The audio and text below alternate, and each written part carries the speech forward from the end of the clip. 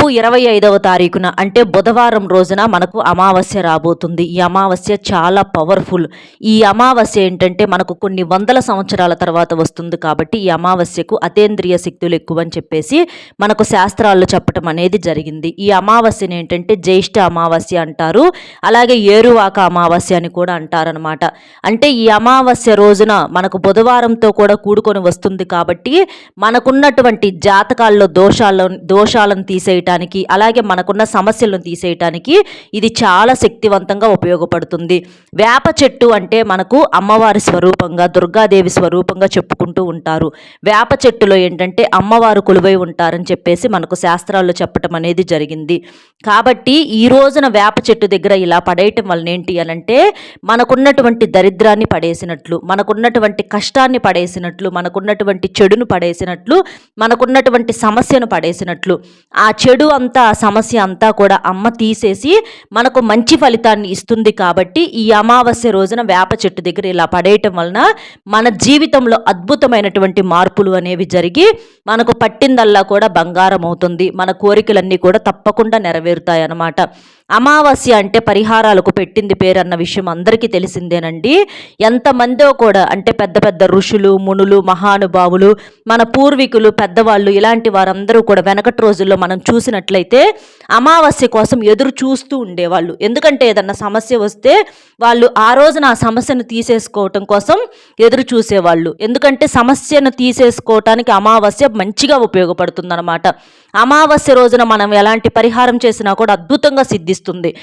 విడి రోజుల్లో ఎన్ని పరిహారాలు చేసినప్పుడు కాస్త అటు ఇటుగా ఫలితం అనేది వస్తుంది.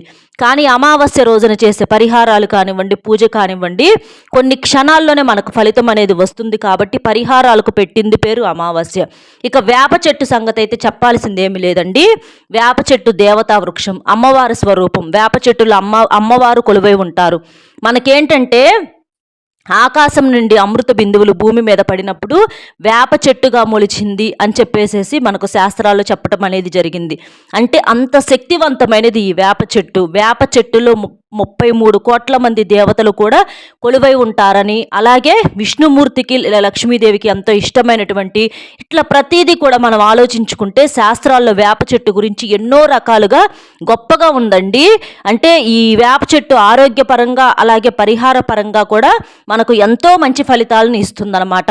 వేప చెట్టును మనం వెనకటి రోజుల్లో అంటే చిన్నప్పుడు పల్లెటూరుల్లో చూడండి, ఇప్పటికైనా సరే అమ్మమ్మల ఇళ్లలో కానివ్వండి, నాయనమ్మల ఇళ్లలో కానివ్వండి చూసినట్లయితే ఇంటింటికి కూడా ఒక వేప చెట్టు ఉండేది. వేప చెట్టు ఉన్న ఇల్లు అసలు ఎంత ప్రశాంతంగా ఉంటుందంటే ఆ వాతావరణము అసలు మాటల్లో చెప్పలేనిదండి. అంటే అప్పుడు తెలిసి తెలియక మనము ఆ ఆనందాన్ని అనుభవించలేకపోయాం. కానీ ఇప్పుడు ఏంటంటే సిటీస్లో వచ్చేటప్పటికి 4 గోడల మధ్య ఉండటం, ఇట్లా అదొక రకమైన వాతావరణం. కానీ ఆ వాతావరణం, చిన్నప్పటి వాతావరణం ఇలా చెట్లు ఇలా ఉంటే చాలా హాయిగా ఉంటుందన్నమాట. వేప చెట్టు యొక్క పచ్చదనము, ఆ చెట్టు ఉంటే ఆ ఇల్లు ఎంత చల్లగా, అసలు ఎంత హాయిగా ఉంటుందంటే అసలు మనకున్నటువంటి ఫ్యాన్లు కానివ్వండి, కూలర్లు కానివ్వండి, ఏసీలు కానివ్వండి ఏవి కూడా పనికి రావన్నమాట. అంత చల్లదనము, అంత మంచి గాలి, అంత ఆరోగ్యకరం అనమాట. వేప చెట్టు కింద కూర్చొని కాసేపు ఆ గాలిని పీల్చుకున్నా కూడా మనకున్నటువంటి వందల రోగాలు కూడా తగ్గిపోతాయి అనమాట. అంత మంచి గాలి అనమాట. వేప చెట్టు మంచిగా మనకేంటంటే ఆక్సిజన్ అందిస్తుంది, చల్లటి గాలిని అందిస్తుంది అనమాట. అలా మనకి ఈ వేప చెట్టు ఉన్న కాడ ఒక మంచి పాజిటివ్ వైబ్రేషన్ అనేది ఉంటుందన్నమాట. అలా వేప చెట్టును తాకినా కూడా మనకున్నటువంటి తెలిసి తెలియక చేసిన పాపాలు, దోషాలన్నీ కూడా తొలగిపోతాయి అన్నమాట. అంత శక్తివంతంగా ఈ వేప చెట్టు అనేది ఉపయోగపడుతుంది. మీకు అవకాశం ఉంటే మీ ఇంటి బయట కానివ్వండి లేదా దగ్గరలో కానివ్వండి ఉంటే అట్లా చేసేసుకోండి. కాకపోతే గుడి లోపల ఉన్నటువంటి వేప చెట్లు దగ్గర చేయకూడదు. అలాగే కొన్ని చోట్ల ఏంటంటే రోడ్డు పక్కల కూడా వేప చెట్లు ఉంటాయి, కానీ ఆ వేప చెట్ల కింద విగ్రహాలు ఉంచి అంటే పూజలు చేస్తూ ఉంటారనమాట. అలాంటి చెట్ల దగ్గర కూడా మనం ఈ పరిహారాలు అనేవి చేయకూడదు. ఎందుకంటే అక్కడ ప్రత్యేకంగా పూజలు చేస్తారు కాబట్టి ఆ దోషాలు మనకే అంటుతాయి. మీరేంటంటే బయటే ఉండాలి, కానీ అక్కడ ఏది పూజలు కానీ ఏది లేకుండా మామూలుగా ఉండాలన్నమాట. అలాంటి చెట్లు కూడా మీరు చేసేసుకోండి. గుడి లోపల ఉన్న చెట్టు దగ్గర కూడా చేయకూడదు అనమాట. కాబట్టి జాగ్రత్తగా ఉండండి. ఈ రోజున ఏంటంటే పొరపాటును కూడా మాంసాహారం అనేది వండకూడదు, తినకూడదు. నియమనిష్టలతో చేయాలి. తప్పనిసరిగా స్నానం చేయాలి. నలుపు రంగు బట్టలు అనేవి ధరించకూడదు. అలాగే ఏంటంటే నాన్ వెజ్ ఏ రూపంలో అంటే కోడిగుడ్డు రూపంలో కూడా మీరు తినకూడదనమాట.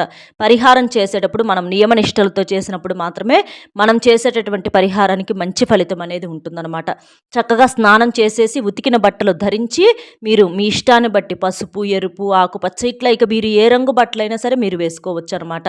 అలా చేసేసేయండి. చక్కగా ఇంటిని వాకిలిని కూడా శుభ్రం చేసుకోవాలి. వాకిలిని కూడా కడిగి చక్కగా ముగ్గు వేసుకోవాలి. ఇంటి లోపల కూడా శుభ్రంగా కాస్తంత రాళ్ళ ఉప్పు వేసి నీటిలో ఆ నీటితో చక్కగా ఇల్లు కూడా తుడుచుకోవాలన్నమాట. ఇల్లంతా శుచిగా శుభ్రంగా చేసుకొని మీరు ఈ పరిహారం చేసుకోవాలి. కాస్తంత పసుపు నీటిని కూడా చల్లుకోవాలి. ఎందుకంటే అమావాస్య తాలూకా ఏదైనా చెడు ఎఫెక్ట్లు ఉన్నా కూడా అవి మన ఇంటి లోపలికి ప్రవేశించకుండా మనల్ని ఏ రకంగా కూడా ఇబ్బంది పెట్టకుండా ఉంటాయన్నమాట. కొంతమంది అమావాస్య అనేసరికి ఏంటంటే చాలా రకాలుగా ఇబ్బంది పడిపోతూ ఉంటారనమాట. మానసిక స్థితి ఏంటంటే వారికి సరిగ్గా ఉండదు. అంటే భయపడటము, దడుచుకోవటము, ఎవరన్నా ఏదన్నా చెడు ప్రయోగాలు చేశారని ఇట్లా ఏంటంటే కొంతగా ఇబ్బంది పడుతూ ఉంటారనమాట. అలాంటివి ఏదన్నా మీ మీద ఉన్నా కూడా, ఎవరన్నా మీ మీద ఏదన్నా చెడు ప్రయోగాలు చేసినా, నరదిష్టి ప్రభావం ఎక్కువగా ఉన్నా, ఆర్థిక సమస్యలు ఉన్నా, అప్పుల సమస్యలు ఉన్నా, ఇలా మీకున్నటువంటి ఏ కష్టం నుంచి అయినా సరే పడేయటానికి ఈ రోజున మీరు వేప చెట్టు దగ్గర ఇలా పడేయటం వలన మీ యొక్క ప్రతి సమస్యకు కూడా పరిష్కారం అనేది దొరుకుతుంది. అంత శక్తివంతంగా ఈ పరిహారం అనేది మీకు పనిచేస్తుందన్నమాట. అలాగే ఈరోజు ఏంటంటే ఇంట్లో గోళ్ళు కత్తిరించుకోవటము, అలాగే జుట్టు విరబోసుకోవటము, తిట్టుకోవటాలనివ్వండి, శాపనార్థాలు పెట్టుకోవటం, తరచూ కొంతమంది ఇళ్లల్లో చూడండి ఎప్పుడూ కూడా గొడవలు జరుగుతూనే ఉంటాయి. రోజుకు ఒక్క గొడవైనా జరగకుండా ఆ ఇల్లు అనేది ఉండదనమాట. కొంతమందికి అంత నెగిటివ్ వాతావరణం అనేది ఉంటుందన్నమాట. ఇంటి పరంగా దోషాల వచ్చిట్ల కొన్ని సమస్యల వల్ల ప్రతిరోజు కూడా గొడవ జరగాల్సిందే, ఎవరో ఒకరు కొట్టుకోవాల్సిందే, తిట్టుకోవాల్సిందే, బాధపడాల్సిందే, అలా ఉంటుందన్నమాట. అవన్నీ కూడా పోతాయి. ఈ రోజున ఏంటంటే ఎట్టి పరిస్థితుల్లో తలకు నూనె అనేది రాయకూడదు. అమావాస్య రోజున తలకు నూనె రాస్తే ఆ జిడ్డు ఎలాగైతే తలను అంటి పెట్టుకొని ఉంటుందో అలాగే దరిద్రం అనేది కూడా మిమ్మల్ని అంటి పెట్టుకొని ఉంటుందన్నమాట. కాబట్టి తలకు నూనె రాయకూడదు. తల స్నానం తప్పనిసరిగా పిల్లలు, పెద్దలు అందరూ కూడా చెయ్యాలి. అలాగే స్నానం చేసేటటువంటి నీళ్లు ఉంటాయి కదా, ఆ స్నానం చేసేటటువంటి నీళ్ళల్లో కూడా ఏంటంటే మీకు వేపాకులు ఉంటే చక్కగా అందుబాటులో ఒక గుప్పెడు వేపాకులను తీసుకొని చక్కగా ఆ స్నానం చేసే గోరువెచ్చటి నీరు, వేడి నీళ్ళు అనుకోండి, ఆ వేడి నీళ్ళలో ఈ ఆకులను చక్కగా క్లీన్ చేసేసి ఆ నీటితో స్నానం చేయండి. ఆ నీళ్ళు ఆకులు వేసేసుకొని అట్లా ఒక గుప్పెడు వేపాకులు వేసుకొని మీరు స్నానం చేశారనుకోండి, ఆ నీరు శక్తివంతంగా మారతాయన్నమాట. మీకు తెలిసి తెలియక చేసిన పాపాలు, దోషాలు అన్నీ కూడా తొలగిపోతాయి. కోటి జన్మల పుణ్యం అనేది మీ సొంతమవుతుంది. అనారోగ్య సమస్యలు, దోషాలు ఏమన్నా అంటిపెట్టుకుని ఉన్నా కూడా అవన్నీ కూడా తొలగిపోతాయి. వేప ఆకులు వేసుకొని చేసినటువంటి నీటితో మీరు కనుక స్నానం చేసినట్లయితే మీకు ఆయుష్ కూడా పెరుగుతుంది. ఒక నూతన ఉత్తేజంతో మీరు కొత్త జీవితాన్ని ప్రారంభించినంత ఆ ఉత్సాహం అనేది వస్తుందన్నమాట. ఇట్లా మీరు ప్రతి ఆదివారము అమావాస్య తిథుల్లో కూడా ఇట్లా వేపాకులు వేసుకుని మీరు చక్కగా స్నానం చేసేయొచ్చండి. ఏదన్నా బాగోలేదనుకున్నప్పుడు కూడా ఇట్లా వేపాకులు వేసుకుని స్నానం చేయొచ్చు. దానివల్ల మీకు ఎలాంటి ఇబ్బంది ఉండదు. మంచే తప్ప చెడు అనేది ఉండదు అనమాట. ఇంకా ఈ రోజున దూర ప్రయాణాలు ఏదన్నా ఉంటే చేయొద్దండి. దూర ప్రయాణాలు ఈ అమావాస్య తిథుల్లో అంత మంచిది కాదు. ఎందుకంటే చాలామంది కూడా పరిహారాలని, పూజలని, మంత్రాలని, తంత్రాలని, అలాగే దిష్టి తీసి రోడ్ల మీద పోయటాలు, ఎర్ర నీళ్లు పోసుకోవటాలు, నిమ్మకాయలు తిప్పేసుకోవటాలు, ఇట్లా ఏంటంటే చాలా రకాలుగా చేస్తూ ఉంటారనమాట. కాబట్టి అలాంటి ఏదన్నా చెడు ఉంటే అది మనల్ని తాకేటటువంటి అవకాశం అనేది ఉంటుంది. కాబట్టి మరి అత్యవసర పరిస్థితి ఉంటే ఏదన్నా మీరు అట్లా చేయండి, వెళ్ళండి. కానీ మరి ఏముందలే పర్వాలేదులే అనుకుంటే దూర ప్రయాణాలు అనేవి ఆపేసేయటం బెటర్ అండి. ఒకవేళ తప్పదు అనుకుంటే ఒక నిమ్మకాయ తీసుకొని చక్కగా ఇంట్లో లక్ష్మీదేవి ముందర పూజ చేసుకుంటారు కదా. అమావాస్య అంటే చాలామందికి తెలియని విషయం ఏంటంటే లక్ష్మీదేవికి ఎంతో ఇష్టమైన రోజు అనమాట. ఈ రోజున లక్ష్మీదేవికి ప్రత్యేకంగా పూజలు చేస్తూ ఉంటారు. చక్కగా దీపాన్ని వెలిగించుకుంటారు. ఈ రోజున చక్కగా ఆవునేతితో కానీ లేదా నువ్వుల నూనెతో కానీ చక్కగా దీపం వెలిగించుకోండి. ఆ తల్లి ముందర ఒక చిన్న బెల్లం ముక్కము, రెండు అరటి పండ్లు నైవేద్యంగా పెట్టండి. అలా పెట్టేసి మీరు దీపారాధన చేసుకోవటం వల్ల లక్ష్మీదేవి మీ ఇంట్లో తిష్ట వేసుకొని కూర్చుంటుంది, మీ ఇంట్లో కొలువై ఉంటుందన్నమాట. మీకు అమావాస్య వల్ల ఎటువంటి చెడును కూడా మీకు తాకకుండా చేసి ఇంకా చెడునంతటిని కూడా గ్రహించి మీకు మంచిని ఇస్తుంది, సిరి సంపదలను మీకు చేకూరుస్తుందన్నమాట. కాబట్టి తప్పనిసరిగా ఇంట్లో దీపం అనేది వెలిగించండి. అలా ఒకవేళ ప్రయాణాలు చేయాల్సినటువంటి పరిస్థితి వచ్చిందనుకోండి, ఒక నిమ్మకాయని తీసుకొని దీపం అంటే పూజ చేస్తారు కదా! ఆ పూజలో పెట్టేసేసి ఆ నిమ్మకాయని మీరు జేబులో వేసుకొని గానీ, పర్సులో పెట్టుకొని గానీ తీసుకువెళితే మీకెటువంటి దోషాలనేవి రాకుండా ఉంటాయి. పని పూర్తి చేసుకొని వచ్చేటప్పుడు ఆ నిమ్మకాయని ఊరు బయట విసిరేసి రండి. అలా చేయటం వలన మీకు ఎటువంటి నష్టము అనేది ఉండదు. ఇంకా మీకు రావాల్సినటువంటి ధనం కూడా చేతికి అందుతుంది. డబ్బు పరమైనటువంటి సమస్యలన్నీ తొలగిపోతాయి. అప్పుల బాధలన్నీ కూడా తీరిపోయి మీరు మంచిగా పట్టిందల్లా బంగారం అవుతుంది. బాగా కలిసి రావటానికి కూడా అవకాశం అనేది ఉంటుంది. కాబట్టి తప్పకుండా ఇలాంటి నియమాలనేవి ఆచరించాలి. ఇక ఈ పరిహారం వచ్చేటప్పటికి సాయంత్రం సంధ్యా సమయంలో చేసుకోవాలి. అమావాస్య మనకు ఆ రోజంతా మంచిదేనండి. ఆ రోజు మీరు ఉదయం దగ్గర నుంచి సాయంత్రం రాత్రి వరకు ఈ పరిహారం అనేది చేసుకోవచ్చు. ఇంకా సాయంత్రం సంధ్యా సమయం అంటే సుమారు 4 గంటల ప్రాంతం దగ్గర నుంచి మీరు రాత్రి 10, 11 గంటల వరకు ఈ పరిహారం చేసుకోవచ్చు అనమాట. ఎందుకంటే వేప చెట్టు మనకి అమ్మవారి స్వరూపం కాబట్టి వేప చెట్టును తాకినా కూడా దోషాలు అనేవి పోతాయి. ఇట్లా మీ ఇంటి దగ్గరలో కానీ లేదా మీ ఇంటికి కొంచెం దూర ప్రాంతాల్లో అంటే రోడ్డు ప్రక్కల కానీ ఇలా వేప చెట్టు ఉంటే ఆ వేప చెట్టుని దగ్గరికి మీరు వెళ్ళి ఏం చేస్తారంటే సాయంత్రం సంధ్యా సమయంలో వెళ్ళేసి ఆ వేప చెట్టును తాకి మీకు కుదిరితే ఒక రాగి చెంబుతో నీటిని తీసుకెళ్ళి ఆ వేప చెట్టుకు పోసి కాస్తంత పసుపు కుంకుమలు కూడా చల్లేసేసి ఆ వేప చెట్టును తాకి 11 సార్లు ఆ చెట్టు చుట్టూతో ప్రదక్షిణలు చేయండి. ఆ వేప చెట్టుకు నమస్కారం చేసుకోండి. మీకున్నటువంటి కష్టము నష్టము పోవాలని చెప్పేసేసి చక్కగా దండం పెట్టుకోండి. తర్వాత మీరేం చేస్తారంటే ఒక కొబ్బరికాయని తీసుకెళ్ళాలి. ఎందుకంటే ఇంట్లో పూజ చేసినప్పుడు అమావాస్య కాబట్టి మీరు ఇంట్లో కొబ్బరికాయ కొట్టుకున్నా కొట్టుకోకపోయినా వేప చెట్టు దగ్గర మాత్రం మీరు కొబ్బరికాయ కొట్టాలి. ఎందుకంటే చెడుని తీసేసేయాలని చెప్పి కొట్టుకోవాలన్నమాట. కొబ్బరికాయ ఎంత శక్తివంతమైంది అందరికీ తెలిసిందే కదండి. కొబ్బరికాయ ఈ రోజున ఇంట్లో మనం కొట్టకపోయినా ఇంట్లో మామూలుగా దీపారాధన చేసేసుకొని కొబ్బరికాయ ఇంట్లో కొట్టకుండా మీరు ఈ వేప చెట్టు దగ్గర కొట్టండి. ఎలా కొట్టాలి అనంటే ఇక్కడ చూపిస్తున్నట్లు ఇక్కడ మనం ముందు చూపిస్తామండి.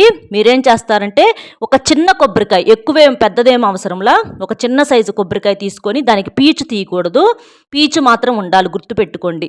అలా పీచు తీయనటువంటి ఒక కొబ్బరికాయని తీసేసుకొని మీరు మనకు కాటుక కానీ లేకపోతే ఒక బ్లాక్ స్కెచ్ పెన్ను కానీ ఇలాంటివి ఉంటాయి కదా, వాటితో మీరేంటంటే ఈ కొబ్బరికాయ మీద ఇంటూ మార్క్ అనేది వేసేసేయాలన్నమాట.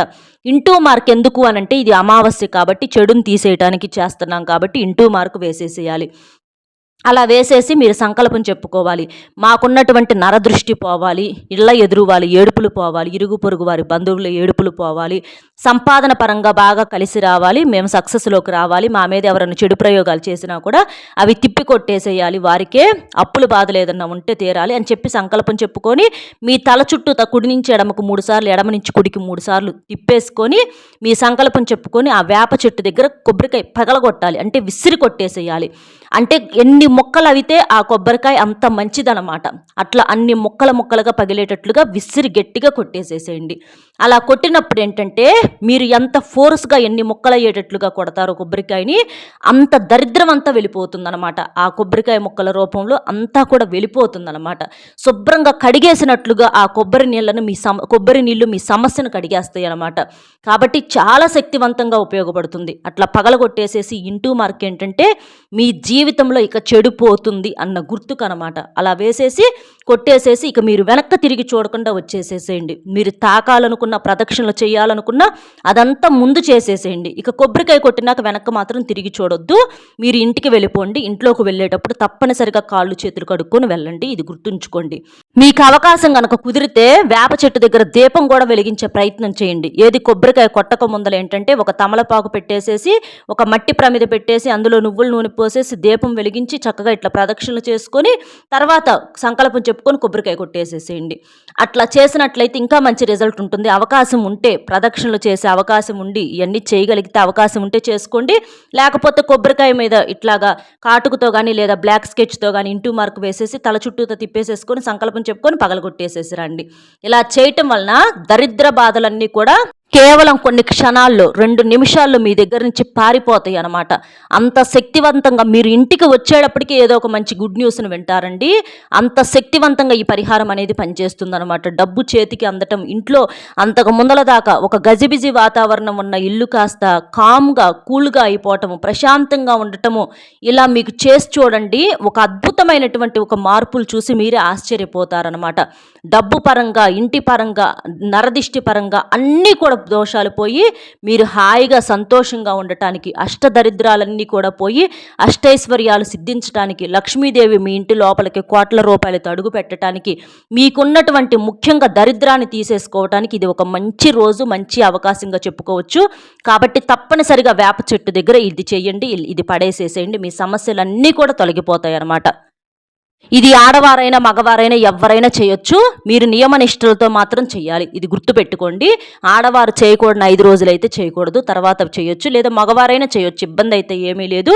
మీకు ఉద్యోగం లేకపోయినా, సంతానం లేకపోయినా, వివాహం ఆలస్యం అవుతున్నా, ఇలాగ మీకు అనారోగ్య సమస్యలు ఉన్నా, డబ్బు సమస్యలు ఉన్నా, అప్పుల సమస్యలు ఉన్నా అన్నీ కూడా తొలగిపోతాయి.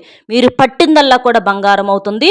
ముఖ్యంగా ఆ అమ్మవారి యొక్క ఆశీస్సులు మీకు తప్పకుండా ఉండి మీరు సంతోషంగా ఉంటారు. కాబట్టి తప్పనిసరిగా ఇలా చేయండి. అర్థమైంది కదండి ఏం చేయాలి ఏంటి అనేది, వేప చెట్టు దగ్గర ఏం పడేయాలో. వీడియో కనుక నచ్చితే ఒక చిన్న లైక్ ఇచ్చి సపోర్ట్ చేయండి. మీరు లైక్ చేయడం వల్ల వీడియో మరికొంతమందికి చేరి వారు కూడా తెలుసుకునే అవకాశం అనేది ఉంటుంది. అలాగే మీకు తెలిసినటువంటి మిత్రులు కూడా షేర్ చేస్తే హెల్ప్ అవుతుంది. మొట్టమొదటిసారిగా మన ఛానల్ చూస్తుంటే సబ్స్క్రైబ్ చేసుకుని పక్కనే ఉన్నటువంటి ఆల్ అనే బెల్ని క్లిక్ చేస్తే నేను పెట్టే ప్రతి వీడియో కూడా ముందుగా మీకు నోటిఫికేషన్ రూపంలో చేరుతుంది. కాబట్టి ఒక లైక్ ఇచ్చి సపోర్ట్ చేస్తారని మనస్ఫూర్తిగా కోరుకుంటూ మరొక మంచి విశేషంతో మళ్ళీ కలుద్దాం. సర్వేజన సుఖినో భవంతు. నమస్కారం.